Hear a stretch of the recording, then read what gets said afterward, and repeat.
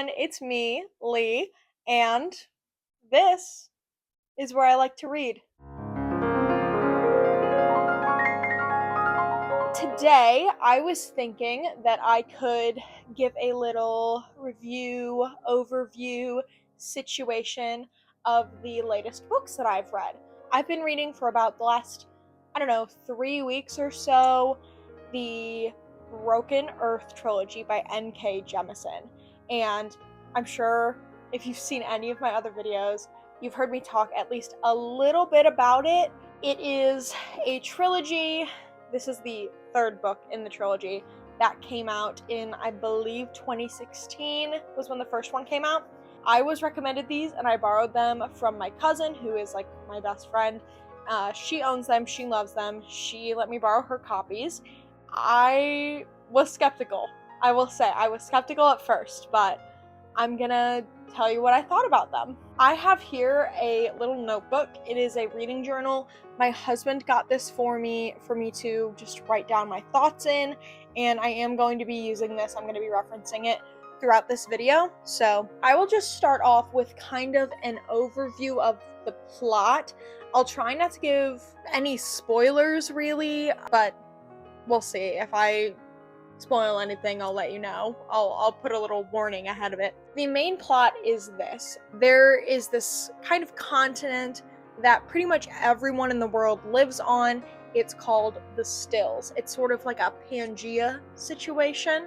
It's just one landmass, and the Stills, very ironically named, is extremely prone to earthquakes as well as these catastrophic events called the seasons. Essentially, it's like something happens and then there is a very long season, at least years, sometimes decades, sometimes centuries, of hardship, I guess. And there are examples of different ones. There have been plenty of them throughout the history of this world. The idea is that this takes place at the beginning of one of those seasons. In this world, there are normal people, and then there are what they call origins, which are people that are able to control the earth and are very in tune with the earth. I say earth, but it's not necessarily our planet. And so they are obviously different, they are othered, they are oppressed, and our main characters are all origins. At least the main characters of the first book. The first book follows Essen, who is a mother whose son has been killed and her daughter has been taken by her husband, and her husband killed her son. It's not a spoiler, it happens at the very beginning of the book. Cyanite, who is an origin that works for the Fulcrum, which is the governing body of the origins, and then Demaya, who is a child who is also an origin who is being taken to the Fulcrum. And these three women are connected. I would say that the main story is actually about Essen, who is the woman looking for her daughter. The main themes that I resonated with in this story are themes of grief and how that grief changes you, as well as generational trauma, like the way that you were treated as a child directly influencing the way that you treat your children and the way that they end up as people. That's a very strong theme, though it's not explicit. A more explicit theme, I would say, is one of oppression. There is a caste system. Origins are oppressed.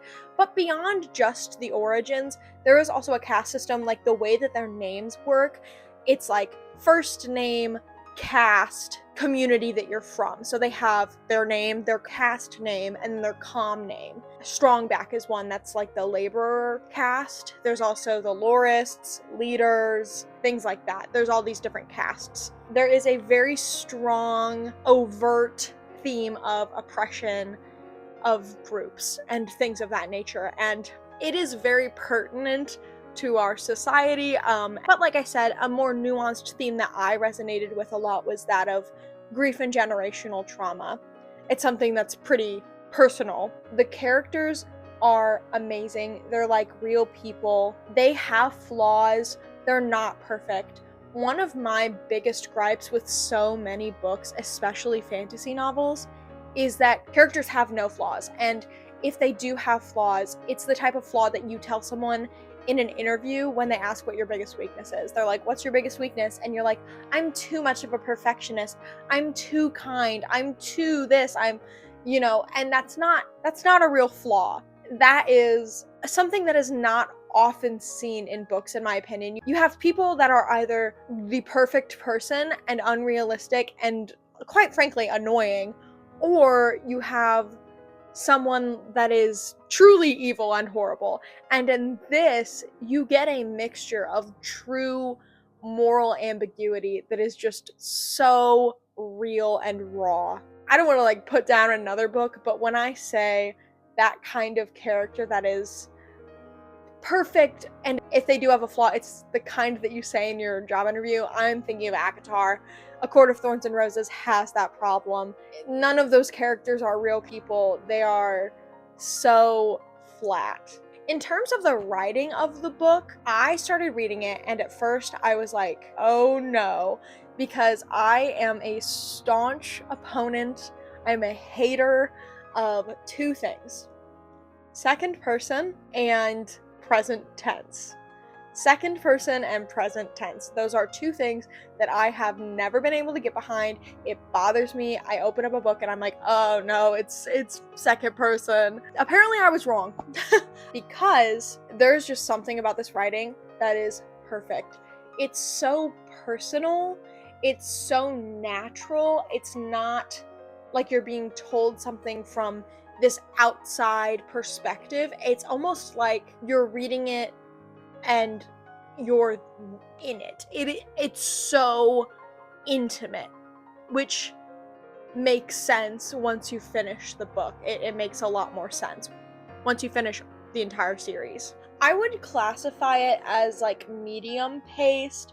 There's not tons and tons of action all the time, but it's not super slow. It doesn't drag out, I don't think, especially in the first book. At first, there was kind of this dynamic of me wanting to read the perspective of one person over the other. I was like, oh, I gotta get through this Damaya chapter so that I can read more about Cyanide or whatever. Not necessarily that. Just generally, I would be more interested in one character over another. But I found that as the story progressed, I had less issue with that, so it kind of resolved itself. The structure of this book is very interesting because it's not an even split either.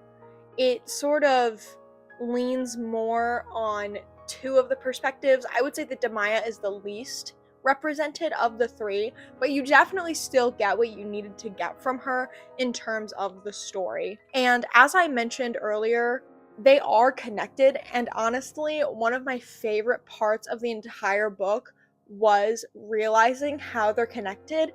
It's not an overt coming out saying, this is this and that's that and this is whatever, just so that I don't actually say anything that happens. But the connection when it's revealed, it's not an overt revelation. For me, it was kind of a quiet moment that I had suspicions throughout the entire novel because of specific things that were said or things that were done or these tiny, tiny details. And then when it became a little more obvious, I was like, okay, yeah, this is what it is. And that was the reveal, but there's no big reveal moment. This is a book series that relies a lot on nuance, and I really appreciate that. I find that very interesting. I don't like things to just be explained to me, but at the same time, while there is this nuance throughout the entire story in certain capacities, it is also exquisite world building. She doesn't just expect you to say, okay, we're in this world and that's where we are and that's it. She does an amazing job in these, 450 page books maybe? She does an amazing job of just folding in the history of the world with the story. It's truly amazing.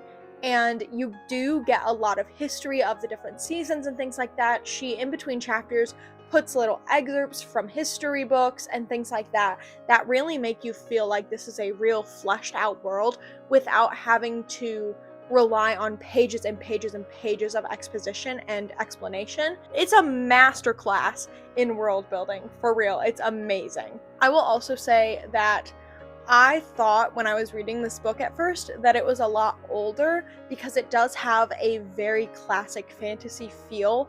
I thought that maybe this book had been written in 2005 or something like that, 20 years ago.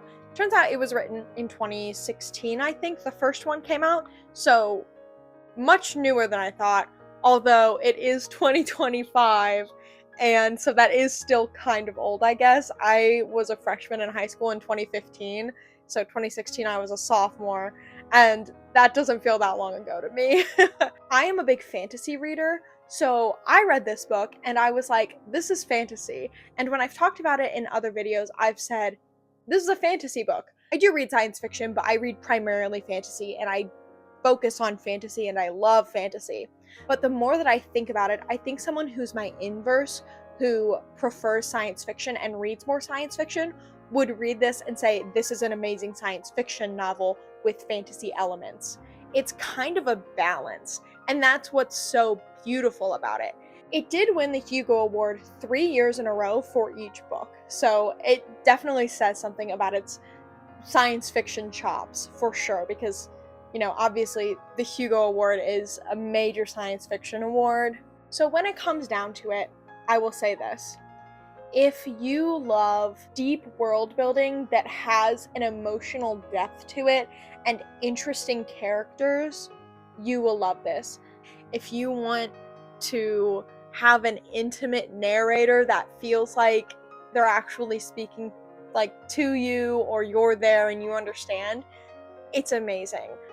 But if you're the type of person, and this is not a dig or anything like that, but if you're the type of person that does need things explicitly stated for you to kind of understand what's going on, if you don't pick up on nuance as well, which is a lot of people, or if you're the type of person that you prefer an action-packed, super fast-paced type of read, this might not be your jam, and that is okay.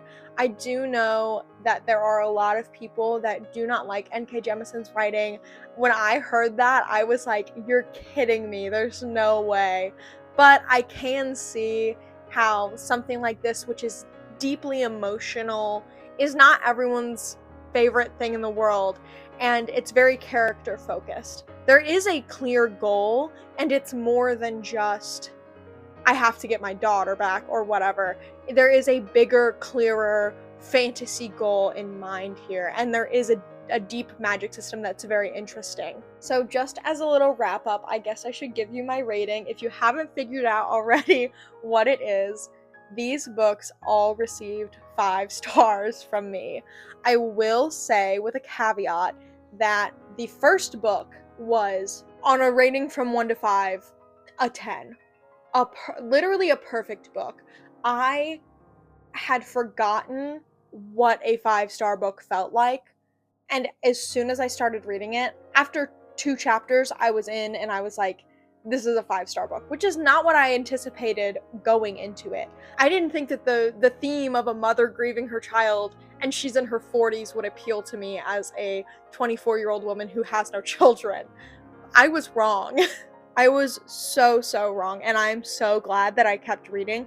I don't DNF books, so I would have finished it anyway, no matter what, but I am so happy that I actually picked it up and gave it a chance, because it is one of my favorite books of all time. I would reread it. I would recommend it. It is just amazing. The other 2, I would also still give 5 stars. They feel like an extension of the first book, though I prefer the first book over the second and third. That is my ultimate review when it comes down to star ratings. So all 5 stars, but the first one is the best in my opinion. And when it comes down to it, I'm still thinking about these books after reading them. I finished the 3rd book a few days ago, and I'm still thinking about it. I think that I will be thinking about it forever. It's gonna be one of those books that, when I say my favorite books, I put this book in there for sure. I am highly anticipating enjoying more of her novels. I know that she has another fantasy series. I believe it's called The Inheritance, series, and then I know she also has urban fantasy. I don't normally enjoy urban fantasy, urban science fiction, but the way that she writes, I will definitely be reading everything she writes. It will be an automatic read from me. If I don't like it, we'll see, but the way that these were written, I don't see that happening. And that is what I thought of the Broken Earth Trilogy.